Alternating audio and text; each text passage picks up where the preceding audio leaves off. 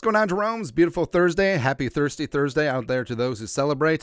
It's time for another Vikings news dump. Now, the story from Wednesday is Josh Dobbs will be starting for the Vikings against the Raiders. Now, again, I understand Kevin O'Connell's perspective. The highs were there. Now, if we could just eliminate the lows, you're going to be in business. Also, he'll be able to operate with Justin Jefferson, and he hasn't been able to do that with the Vikings so far this season, so that is mildly important. Also, I really love this answer that Dobbs gave when asked about what's going to be going on, and also his communication with him and head coach Kevin O'Connell. This is from Alec Lewis, The Athletic. Quote, I texted him after the game. I knew we had a free week, so I just wanted to go through the tape from the game with him and quarterback coach Chris O'Hara. It was good. There's a little more free time, and as well, I think he's talking about the film work was good, not that the game was good.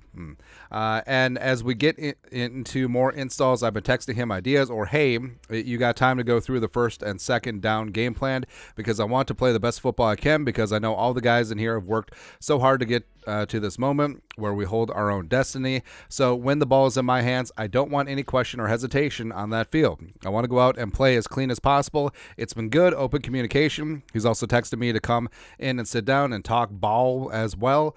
Things he's seeing, the communication has been both ways, which has been good because that's communication you have to have in order to be successful on Sundays. Now, this is quite the departure from, hey, remember when Zim and Cousins, hey, we're watching film together. It's only year 4. Good times. But, I understand that people don't like Dobbs. The downside of him, turnovers are inexcusable. The interceptions were bad. And I hope that he can get back to the level that he was at in the Falcons game where he was NFC Offensive Player of the Week. And hopefully we can go from there. Also, there is the Pro Bowl voting right now. Again, yes, the Vikings won't play in the Pro Bowl games because they'll be playing in the Super Bowl. But it's from Vikings fan page. As of right now, the Vikings in the top 10 at their position in Pro Bowl fan voting. DePaulo, 1 of 1. That's right, man. Hockenson is 3rd. Linebacker Danielle Hunter is 4th. It's always still weird seeing him as outside linebacker.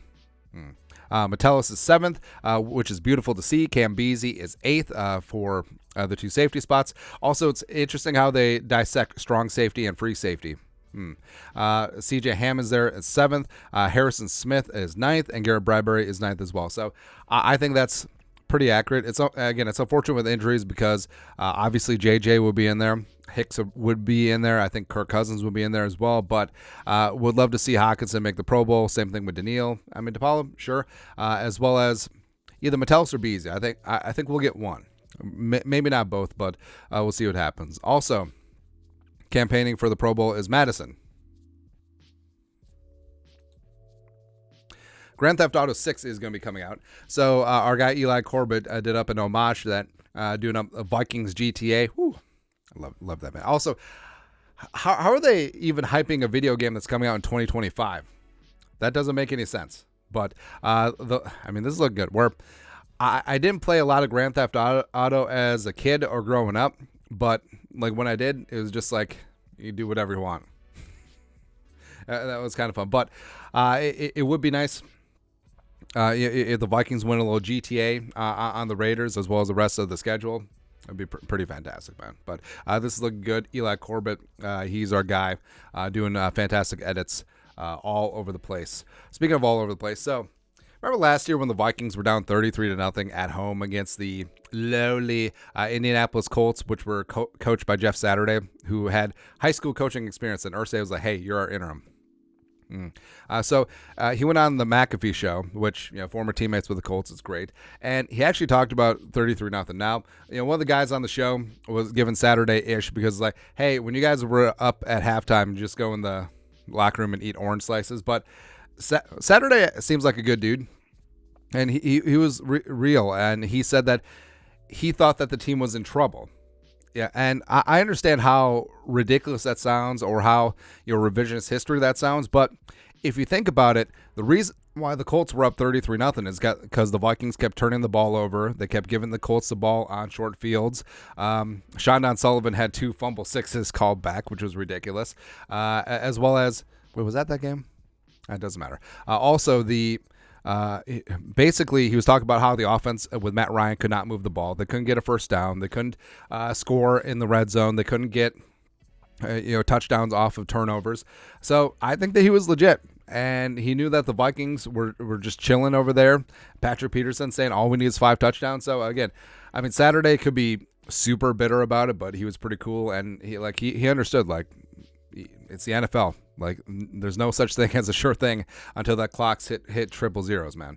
Also, something that is a sure thing is that Max Crosby is a beast. He's a monster, the pride of Eastern Michigan. Max Crosby actually has an interesting recruiting story. So he was like a 2-star recruit coming out of Texas, didn't really get any big-time offers. Him and his mom drove all the way up to Ypsilanti, I want to say. Is that where Eastern Michigan is? And was just like, hey, we'll play for you. And then all of a sudden, he was a monster. I loved him in the draft. Baby Jared Allen.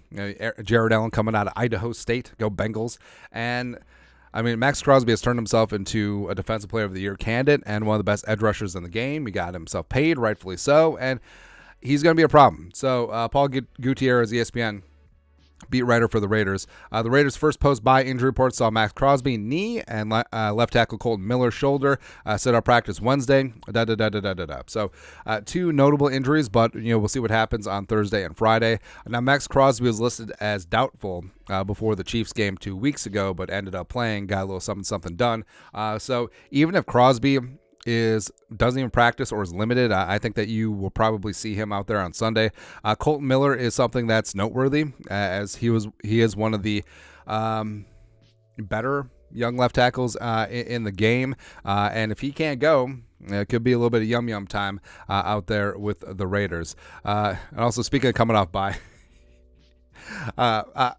so Hockenson, I'm not trying to do him dirty, but this was the screen grab from the tweet that the team put out about Hawkinson's press conference. But Hockenson, I don't know, man. It looks like he needs a bye week. But I should talk. Like, he's tired.